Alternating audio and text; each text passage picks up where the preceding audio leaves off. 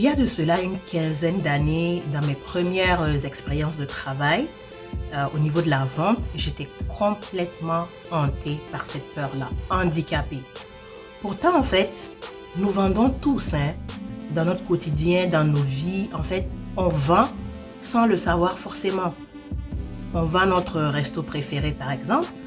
On vend notre film préféré. On vend notre musique préférée. Donc, on vend plein de choses comme ça. La vente est partout. À la fin de cette vidéo, vous allez voir les choses autrement, sous un nouvel angle.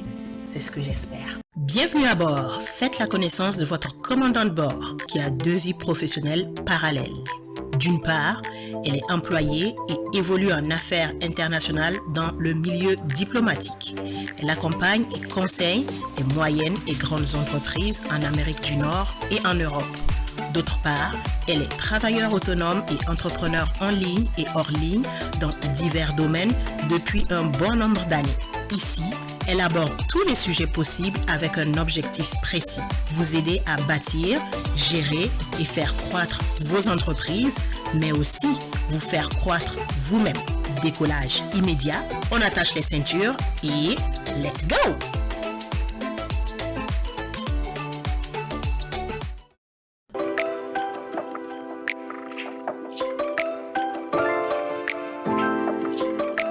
Et le dernier point ici, qui est le point 8, c'est de ne jamais avoir besoin d'une vente. Je répète, ne jamais avoir besoin d'une vente. Tu sais qu'en ce moment, il y a des gens qui se disent, mais attends Yacine, tu racontes quoi? C'est toi qui vas me nourrir là? C'est toi qui vas me donner de l'argent? C'est quoi ces titres là? C'est quoi ces affaires bizarres là? Je vais vous expliquer. De façon normale et en toute justice, je sais qu'il peut y avoir des moments où vous avez vraiment besoin de vente. Et en général, c'est tout le temps. Parce que vous devez payer vos factures, vous devez vivre. Voilà, donc c'est normal. Mais ce que je veux dire par là, c'est que les prospects, les gens en face de vous, vos clients potentiels, ils ne devraient pas être en mesure de ressentir ce grand besoin d'argent que vous avez. Je veux manger, je veux manger. D'accord. Fine. Mais que vous ayez ça dans l'esprit, ok. Mais ne le faites pas ressentir par la personne en face de vous. La personne qui est en face de vous n'a pas besoin de sentir à quel point vous êtes désespéré là. Vous êtes tombé sur un poisson là et puis c'est elle. Vous l'avez agrippé comme ça. C'est la personne ou rien. Non, ça vraiment, vous voyez comme je viens de le faire en mot de cinéma là. Ça fait peur, c'est repoussant, à la limite ça terrorise. Par contre, lorsque vous donnez l'impression, c'est toujours une question d'image, lorsque vous semblez être en position de réussite, en position de confiance, que les prospects même croient que vous n'avez pas vraiment trop besoin d'eux, ça change un peu leur perspective, le regard qu'ils ont sur vous. Donc, vous les rencontrez simplement parce que vous pensez que vous avez une offre qui va vraiment les aider. Donc, vous affichez vraiment une confiance détendue et ça, c'est attrayant. Confiance, un air de succès, de réussite, une maîtrise de soi. C'est pour ça que la vente, c'est vraiment un domaine aussi de maîtrise de soi, de maîtrise des émotions, de psychologie. Donc, c'est vraiment un travail qu'il faut faire dans l'intellect, là, dans la façon dont on perçoit les choses. C'est pas juste j'ai ça, c'est tout un art, c'est toute une science.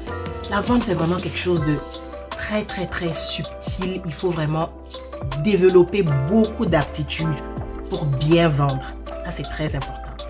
Et je vais vous ramener encore une anecdote liée à mes expériences de travail. Donc, dans les années 2010 environ, donc dans le cadre de mes études et tout ça à côté, j'étais représentante marketing pour différentes compagnies.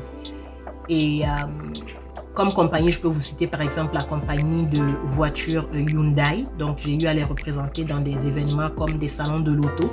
Donc, là où il y a des centaines, des milliers de personnes par jour avec des horaires peut-être de 6 heures ou de 7 heures du matin jusqu'à 23 heures de travail.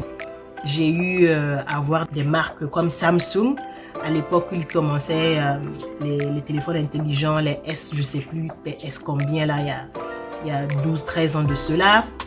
Pour ceux qui sont canadiens depuis un certain temps, ils connaissent un magasin qui n'existe plus aujourd'hui qui s'appelait Future Shop.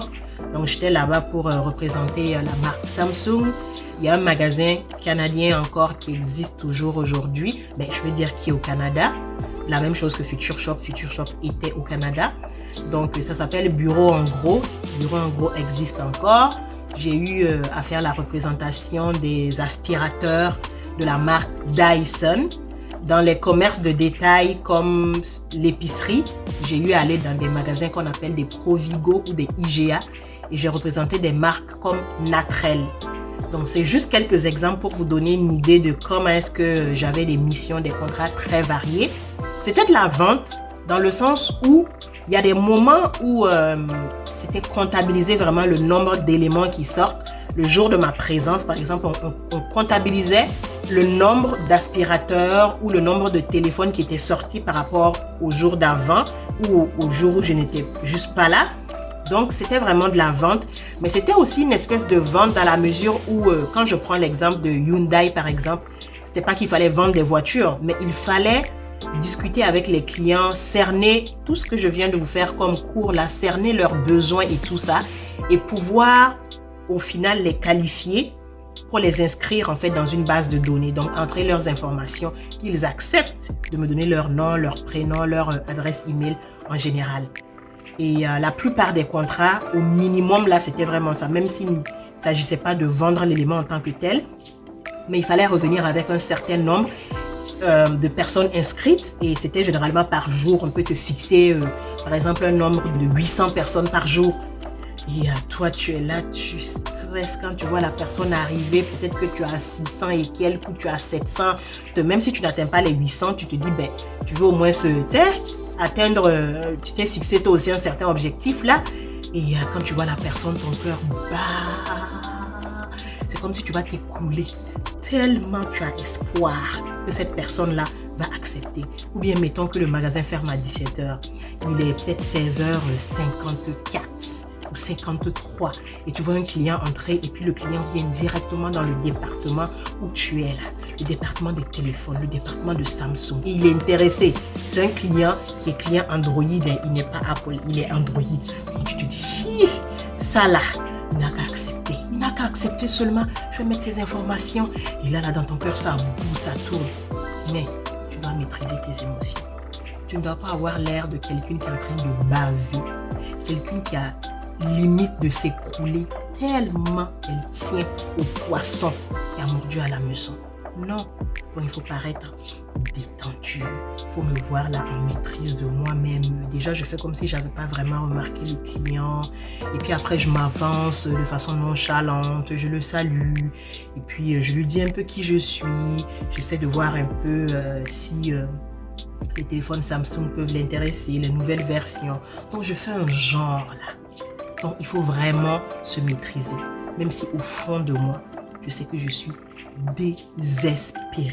C'est du genre, hey, monsieur ou bien madame, pitié! Ce que je vous demande là, ça va rien changer dans votre vie. Alors que moi, dans ma vie là, ça va changer beaucoup de choses. Mais je garde ça pour toi. J'espère que vous aurez cerné l'idée que je veux développer ici. Alors, la conclusion de tout ça, c'est que vous êtes déjà un expert dans votre secteur, dans l'industrie dans laquelle vous évoluez, vous maîtrisez ça assez, ou en tout cas, vous allez travailler à maîtriser les tenants et les aboutissants de cette industrie, de ce secteur. Maintenant, il est temps d'agir comme un expert. Donc, si vous l'êtes, c'est bien, mais encore faut-il agir comme un expert. Donc, voilà mon mot final. Laquelle de ces clés, laquelle de ces méthodes, lequel de ces points est-ce que vous allez développer désormais dans votre approche de vente? J'aimerais le savoir. Dites-moi ça dans les commentaires et à la prochaine. Ciao! J'espère que vous avez aimé la vidéo d'aujourd'hui. N'oubliez pas de faire 4 petites choses toutes simples. Vous abonner, activer la cloche pour recevoir les notifications, liker et partager.